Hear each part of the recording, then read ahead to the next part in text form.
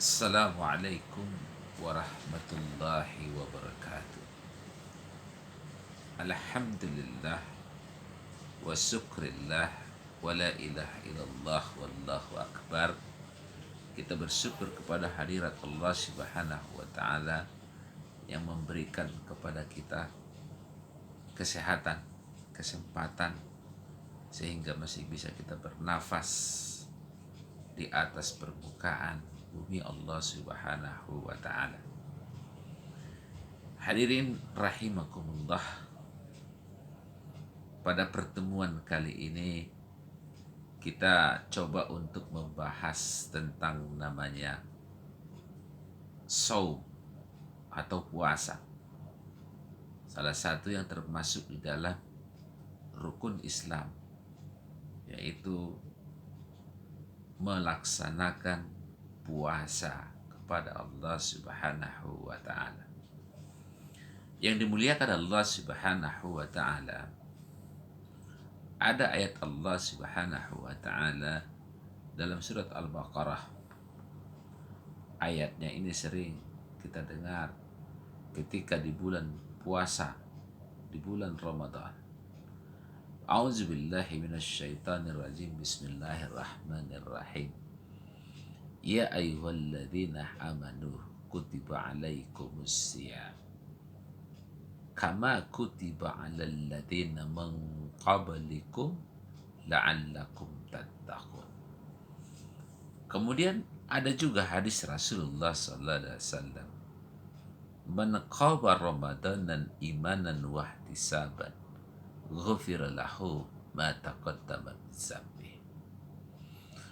Pemirsa yang dimuliakan oleh Allah Subhanahu wa taala, sebelum kita bahas ayat Allah dan hadis Rasulullah sallallahu alaihi wasallam, alangkah baiknya kita pahamkan dulu apa sebenarnya yang dimaksud dengan puasa itu kalau dalam bahasa Indonesia. Kalau dalam bahasa Indonesia, puasa adalah menahan. Puasa itu dalam bahasa Arabnya adalah siyam. Kutiba alaikumus syiyam. Kata Allah Subhanahu wa taala, bentuk jamaknya adalah siyam. Artinya adalah imsak. Sering kita dengar kalau di bulan suci Ramadan kita makan sahur, ada pemberitahuan dari masjid bahwasanya imsak, waktu sahur telah datang, imsak katanya. Sebenarnya pengertian imsak itu adalah menahan. Ketika kita asik-asik makan, yang ada di meja makan masih banyak lagi, pemirsa yang dimuliakan oleh Allah Subhanahu wa taala. Ketika waktu imsak sudah tiba, maka tahanlah dirimu dari makanan-makanan yang ada di meja makan. Jangan disentuh lagi, jangan dipandang lagi. Karena apa? Karena sudah menahan. Tahan pandanganmu terhadap makanan, tahan nafsumu terhadap makanan yang dihidangkan. Kalau sudah namanya imsak. Jadi saum atau bahasa Indonesia puasa berarti menahan diri dari hal-hal yang akan membatalkan ibadah saum kita nantinya. Ada satu ayat Allah Subhanahu wa taala di dalam surat Maryam, dikatakan oleh Allah Subhanahu wa taala tentang hubungannya tentang masalah saum ini. A'udzubillahi minasyaitonirrajim. Bismillahirrahmanirrahim. Inni nazartu lirrahmani sauman falan akallima yaumas saum. Inni nazartu lirrahmani sauman falan akallima yauman isyan. Ini kata Allah Subhanahu wa taala. Di sana dikatakan adalah tidak akan melakukan suatu pembicaraan terhadap seorang atau manusia. Berarti dia sudah menahan terhadap tidak berbicara kepada seorang atau kepada seorang manusia. Hadirin yang dimuliakan oleh Allah Subhanahu wa taala.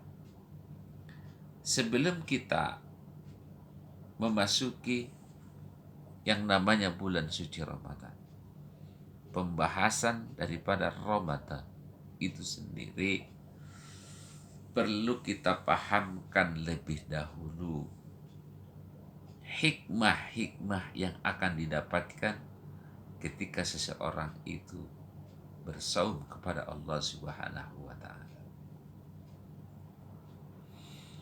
Yang pertama, berbanggalah orang yang beriman. Berbahagialah orang yang beriman. Karena dipanggil oleh Allah Subhanahu wa taala untuk melakukan yang namanya saum itu adalah orang yang beriman. Jadi syaratnya untuk melakukan ibadah saum adalah orang yang beriman kepada Allah Subhanahu wa taala.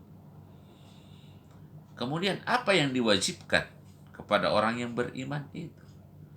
Disambung oleh Allah Subhanahu wa taala. Kutiba alaikumusiyam. Diwajibkan kepada dia, kepada orang yang beriman, kepada orang Islam untuk melaksanakan ibadah saum. Apa yang didapatkan daripada orang yang bersaum kepada Allah Subhanahu wa taala? La'allakum tattaqun. Subhanallah. Ini adalah suatu bentuk kasih sayang Allah Subhanahu wa taala kepada orang-orang yang beriman. Kenapa dikatakan beruntung kepada orang-orang yang beriman? Karena diberikan oleh Allah Subhanahu wa taala sebagai syarat utama untuk mendapatkan takwa kepada Allah Subhanahu wa taala adalah dengan saum. Pertanyaannya, kenapa dengan saum bisa membawa kepada ketakwaan? Karena kalau kita kembalikan kepada pengertian awal, siam itu adalah menahan diri. Mudah-mudahan dengan berpuasa, dengan bersiam kepada Allah Subhanahu wa taala, sudah masuk di dalam madrasah dalam 1 bulan. Insya Allah dia akan bisa menahan diri dia sebagaimana dia melaksanakan ibadah saum. Berbicara kotor akan bisa membatalkan ibadah saum.